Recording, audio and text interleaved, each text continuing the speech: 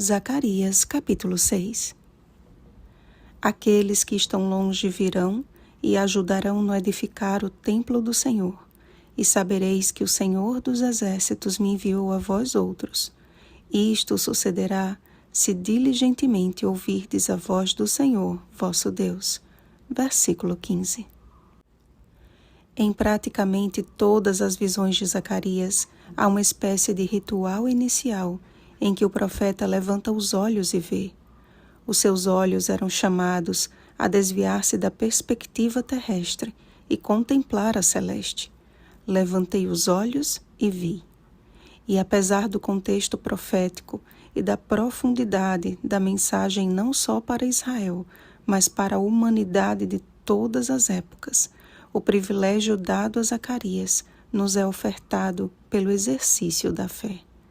O desejo de Deus é que todo o seu povo ouça a sua voz. E para isso, não precisamos ser profetas, mas homens e mulheres que, como Zacarias, apreciem levantar os olhos para contemplar as coisas do alto. O apóstolo Paulo reforça este pensamento. Pensai nas coisas lá do alto, não nas que são aqui da terra. Colossenses capítulo 3, versículo 2. Apesar de ser incerto o significado da oitava visão, ela começa com um detalhe que faz toda a diferença. Os 4 carros saíram dentre 2 montes, e o verso 5 diz que os 4 carros são os 4 ventos do céu que saem de onde estava perante o Senhor de toda a terra, ou seja, eles saíram da morada do Altíssimo. João também teve uma visão parecida acerca de cavalos de cores diferentes e dos 4 ventos que são contidos por 4 anjos. Interessante é que a visão de João dos 4 cavaleiros, Apocalipse capítulo 6, versículos 1 a 8, é seguida da visão dos 4 ventos, Apocalipse capítulo 7, versículo 1, indicando uma ligação entre ambas, assim como na visão de Zacarias.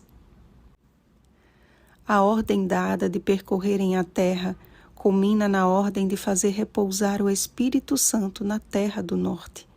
Recém-chegados de um regime opressor, os remanescentes de Judá encontraram a oposição e a resistência daqueles que tentavam atrapalhar a reconstrução de Jerusalém e do templo. Mas Deus enviou o seu Espírito para trabalhar no coração de Dario, na terra do norte, a não somente autorizar a reconstrução, como também enviar tudo o que fosse necessário para que a obra fosse concluída. Esdras capítulo 6, versículos 1 ao 12. A seguir, o profeta recebeu ordens divinas acerca de alguns do povo. Mesmo sendo desconhecida a genealogia destes 3 personagens, Heldai, Tobias e Jedaías, representavam muito mais do que simples cativos judeus, mas o significado de seus nomes indicava a forma como Deus sempre teve o controle sobre o seu povo. Os principais, os úteis e os que têm entendido. Comentário Bíblico Adventista do 7º Dia, volume 4, página 1208. Já o nome Josué é a forma hebraica para o nome Jesus. A coroação do sumo sacerdote Josué é um símbolo do ministério sacerdotal de Cristo e de seu reino eterno. O renovo é o nosso sumo sacerdote, o nosso único mediador diante de Deus. 1 Timóteo capítulo 2, versículo 5. E também é o Rei dos Reis e Senhor dos Senhores. Apocalipse capítulo 19, versículo 16. Havendo perfeita união entre ambos os ofícios.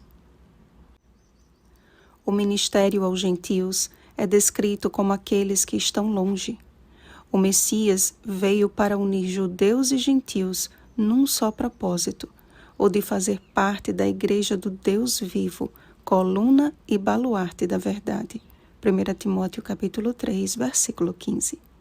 Olhar para o alto requer a coragem de aceitar as verdades eternas e perseverar com fé em defendê-las, ainda que demande a nossa própria vida. Ser fiel até a morte e dar-te-ei a coroa da vida. Apocalipse capítulo 2, versículo 10. É uma promessa, mas também é um desafio. O desafio de permanecer fiel, mesmo que todos ao seu redor não concordem com a sua fé. Noé aceitou este desafio e foi salvo ele e a sua casa. Não foi sem razão que Cristo nos alertou de que os dias que antecedem a sua vinda serão como nos dias de Noé. Mateus capítulo 24, versículo 37. As pessoas comiam e bebiam, casavam-se e davam-se em casamento. Mateus capítulo 24, versículo 38. Isto é, estavam tão envolvidas com as coisas deste mundo que nem perceberam que a porta da arca já havia sido fechada. Amados, é tempo de erguer os olhos aos céus e clamar por nossa vida. Fugir do meio da Babilônia e cada um salve a sua vida. Jeremias capítulo 51, versículo 6. Deus está prestes a dar a ordem para que os 4 ventos sejam soltos e precisamos hoje estar com os olhos no céu. Mas isto sucederá se diligentemente buscarmos ouvir a voz do Senhor nosso Deus. É uma promessa condicional que depende da sua e da minha decisão. Todo o céu trabalha para que olhemos na direção certa. As coroas serão para os principais aos olhos de Deus, que foram úteis em sua obra de salvação e que entenderam que ainda não chegaram em casa. Pela graça de Deus, decida agora fazer parte do remanescente que olha para o céu com o ardente desejo de para lá subir. Oremos, amados. Querido Pai Celestial, nós te louvamos pela obra de salvação através do sacrifício do Teu Filho. Pelos méritos do sangue do Cordeiro, queremos muito em breve receber a coroa da vida.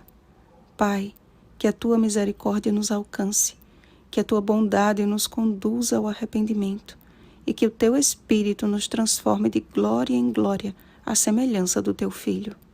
Abre os nossos olhos para que possamos Te ver e os nossos ouvidos para Te ouvir. Em nome de Jesus. Amém. Vigiemos e oremos. Bom dia, remanescente rumo ao lar. Oremos pelo batismo do Espírito Santo. Oremos uns pelos outros. Rosana Garcia Barros.